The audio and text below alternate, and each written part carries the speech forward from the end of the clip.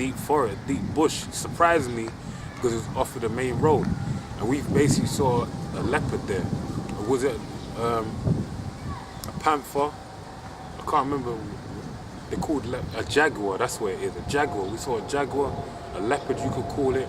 I'm not sure if it's a leopard, but I know it's a panther. We saw a blacked out panther walking in front of us.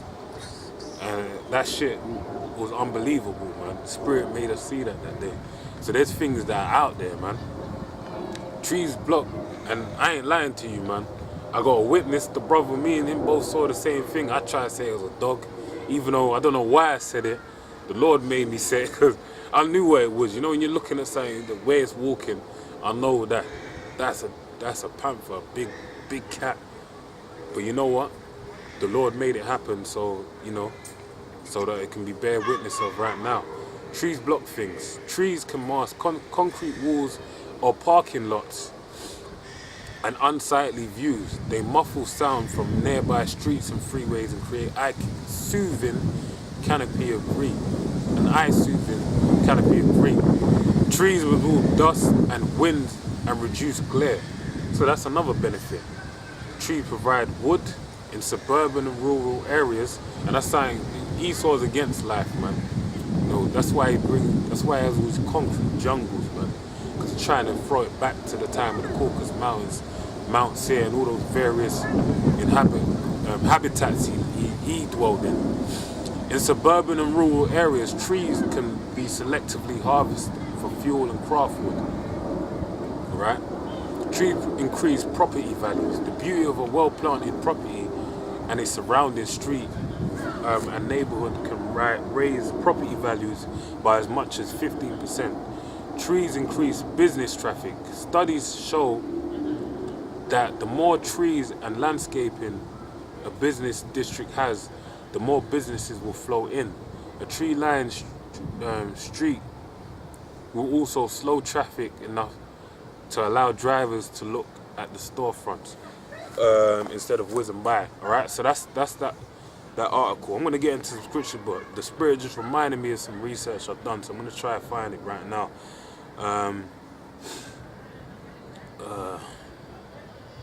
Speak for a minute, bro. Speak, bro. Yeah, man. So like, you know, like the brother's going into, you know, basically, you know, like goes back to Esau basically making the world a concrete jungle, man. You know, which is in the scriptures. I was just about to get it, but the brother said he's already got it lined up. You know, Isaiah 14. He made the earth a wilderness, man. You know, he made the whole earth a wilderness, man. And like where we're at right now, you have to go for a little walk to find the place, because the surrounding area is mostly like tower blocks and, you know, brick houses and things like that, you know. So you have to kind of walk to find nice environments with trees and green and stuff like that, man. You know, in the inner city, you know. Like, that's right. There was basically, I had some articles, but I lost them, man. But basically, it was about living in the city, man. If anything, I might do a part 2. I'll do it on that point specifically. I'll do that. That'll be the better extra on this video, and basically go into that, because I had some good information about all the. Actually, now I remember all the effects of living in the city. And there's I'm gonna have to do another one, because I got a good clip as well that I found where they basically talk about living in a city and how when you live in a city environment, what happens is the people that live within that city environment, they become like victims as well as oppressors, because they're basically like, if someone does something out of place in a city, then everyone looks down at you, but at the same time they're a victim to the same mindset, because they won't express their natural person, due to the fact that they know that if they do something out of character, that it's out of alignment with the city. So it just talks about this whole city life is bullshit, man. You know what I mean? And it ain't beneficial for no one that lives in this city environment. Alright? Because this shit clambers down in your spirit. Because the way you are when you're young and wild and all that kind of shit, man. Obviously, you know, I don't mean it in the sense of untamed, but I mean that you let your spirit show forth. But this environment, this city life basically dwindles that down and takes it out of you, turns you into a robot, man. iRobot and shit with that same plain old face. Alright, so start with the first scripture I asked for, bro. This is Second Esdras. Second Ezra 5:46. And he said unto me, ask the womb of a woman, and say unto her, if thou bringest forth children, why doest thou it not together, but one after another? Pray her therefore to bring forth 10 children at once. And that demon, what's that guy? The billionaire man. Branson? No, he's from America. Buffett, Oh. Warren Buffett. That's one of his famous quotes. He said about basically everything taking time. That's all good, bro. About everything taking time. He said you can't make a woman can't have 10 babies at once. I mean, if you want to have a baby, you can't impregnate 9 women and have a baby in 1 month. You basically it takes 9 months. You know, you're just gonna basically it takes time to do something. And that's where that Warren Buffett, that devil got it from the same quote from the Bible, man. Go and read. It says, pray her therefore to bring forth 10 children at once. And I said, she cannot, but must do it by distance of time.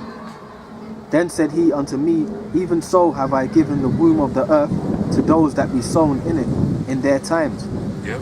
For like as a young child may not bring forth the things that belong to the Make sure you age. read loud, bro. For like as a young child may not bring forth the things that belong to the age, even so have I disposed the world which I created.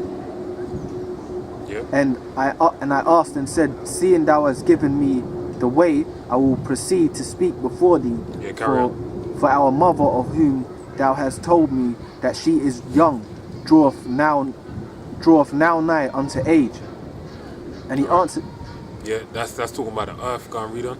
And he answered me and said, ask a woman that beareth children, she shall tell thee. Say unto her, wherefore art not they whom thou has now brought forth like those that were before, but Yeah. less of stature? Yeah. So it's And- basically saying like a woman that has gives birth. It's saying the first, hey, Jacob said it to Reuben. He said, thou art the beginning of my strength. And that's something that was known that the firstborn is the beginning of the strength, and they get a double portion because when they're born, they're the strongest, due to the fact that they're born in the youth of the man, when he's in his prime, so to speak, whenever he has the child. But a woman will be in her prime as well, okay, because that's the first baby. Yeah, go ahead, read on. And she shall answer thee, they that be born in the strength of youth are of one fashion, Yeah. and they that are born in the time of age, when the womb faileth, are otherwise. Yeah. Consider thou therefore also how that ye are less of stature than those that were before you, Yeah. and so are they that come after you less than ye, as the creatures which now begin to be old and have passed over the strength of youth.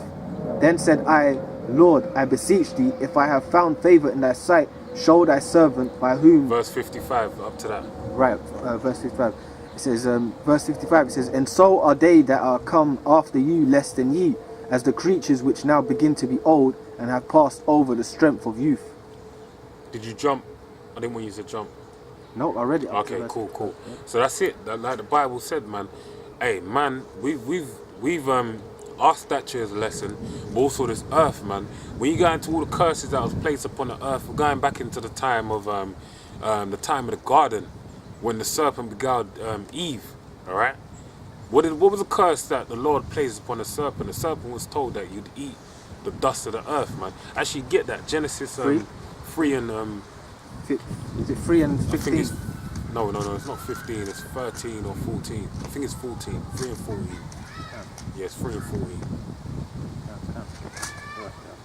You can drop second Esdras. Okay. I'm done with that.